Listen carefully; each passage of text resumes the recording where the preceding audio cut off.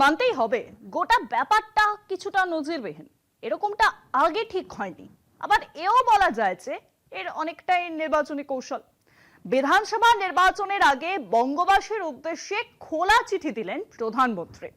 মমতার সরকারের সমালোচনা ও বিজেপির সাফল্য পেশের পাশাপাশি এসআইআর আবহে অনুপ্রবেশ ও ধর্মীয় শরণার্থীদের নাগরিকত্ব দানেরও আশ্বাস রয়েছে মোদির এই চিঠিতে। নির্বাচনী প্রচারে এই চিঠি নিয়েই ভোট ভিক্ষায় নামতে চলেছে বঙ্গ বিজেপি। মোদি ম্যাজিকেই আস্থা রাজ্যের গেরুয়া শিবিরের। তৃণমূল সরকারের দুর্নীতি নিয়ে গলা ফাটালেও যে নিজের দমে ভোটে জেতার মুরদ নেই বঙ্গ বিজেপির, তা দিনের আলোর মতোই স্পষ্ট।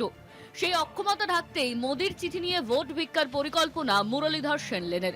চিঠির গোড়ায় রামের বদলে কালীর স্মরণ নিয়ে মোদি একদিকে যেমন তৃণমূলের অপশাসন ও বিজেপির সাফল্য খতিয়ান তুলে ধরেছেন, তেমনি বাংলায় এসআইআর চলাকালীন অনুপ্রবেশ ও ধর্মীয় শরণার্থীদের নাগরিকত্ব দানের আশ্বাস জোরদার করেছেন। ভোটমুখী বঙ্গে মোদির সিএএ আশ্বাস মতুয়া ক্ষোভে প্রলেপ দেবে বলে আশা রাজ্য বিজেপির। যদিও তৃণমূলকে নিশানা করতে গিয়ে চিঠির ছত্রে ছত্রে যেভাবে বাংলার মনীষীদের প্রসঙ্গ টেনে আনা হয়েছে তা অনেকটাই বেমানান ও মোটা দাগের বলে মত রাজনীতির কারবারিদের।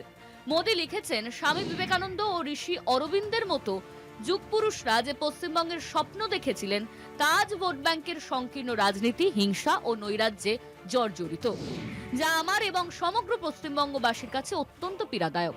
পশ্চিমবঙ্গের ভূমিপুত্র দেশনায়ক নেতাজি সুভাষচন্দ্র বসুর স্বাধীনতার ডাক একদা গোটা দেশকে উদ্বুদ্ধ করেছিল।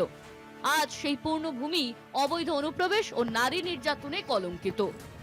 কবিগুরু রবীন্দ্রনাথ ঠাকুরের সোনার বাংলায় আজ ভুয়ো ভোটারের দাপট।